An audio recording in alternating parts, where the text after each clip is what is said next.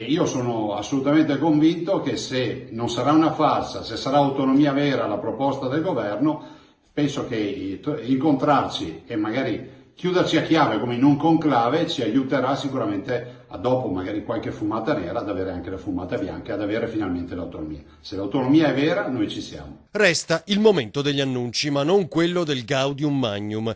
È più il periodo delle fumate nere, citate dal governatore, a dire il vero, considerando poi questa giornata in attesa del nulla che manco Godot. Sì, perché l'incontro tanto atteso con il nuovo vertice di premier e ministri sull'autonomia aggiornato al pomeriggio di oggi in realtà non c'era. Problemi di agende spifferano fonti di Palazzo Chigi, smentendo tutti i giornali e i TG d'Italia che davano per oggi il nuovo summit.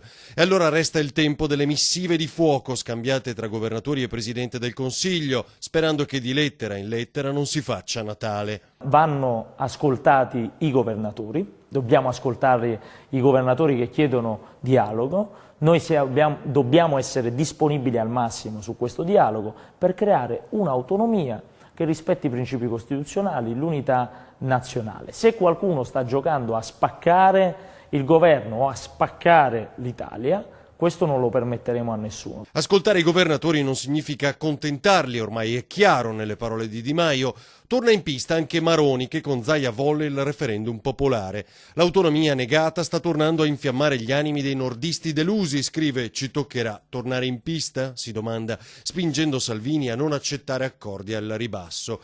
Se persino i grillini veneti poi, per voce del leader Berti, ritengono che l'istruzione debba essere regionalizzata. La scuola, per esempio, di cui tanto si parla, secondo lei ci deve essere o no? A mio parere è giusto che ci sia, ma se io sia nelle 23, quindi autonomia. Se io fossi a quel tavolo non mi prenderei mai la responsabilità di mandare all'aria un progetto enorme, che è un progetto in fieri, solo per quel punto lì. La nostra proposta di autonomia è una proposta seria, rispettosa delle leggi, della Costituzione, ma anche non vuole essere uno spacca Italia, una secessione dei ricchi come qualcuno vuole sostenere, tantomeno creare un paese di serie A e di serie B.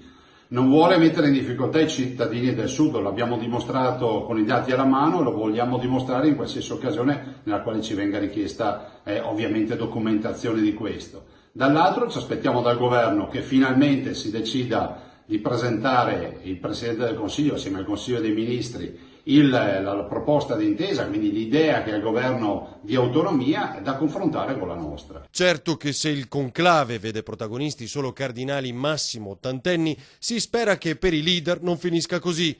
Premio simpatia al sindacalista Talmi che ha sfruttato un'app molto in voga.